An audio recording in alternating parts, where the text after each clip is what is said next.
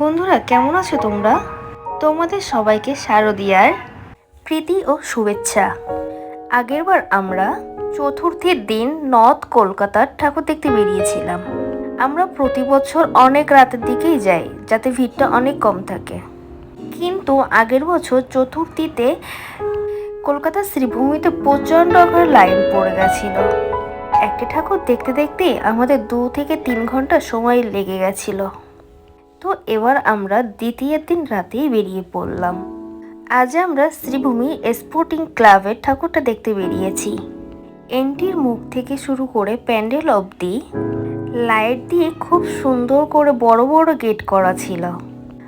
আর এবার Sreebhumi sporting club theme নিয়ে এসছে তিরুপতি বালাজির মন্দির, আর প্যান্ডেলটাকে খুব সুন্দর করে সাজিয়ে তুলেছে।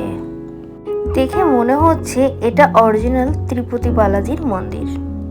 তো বন্ধুরা, আর কোনো কথা না বাড়িয়ে তো চলো তোমরা পুরো ভিডিওটা দেখতে থাকো।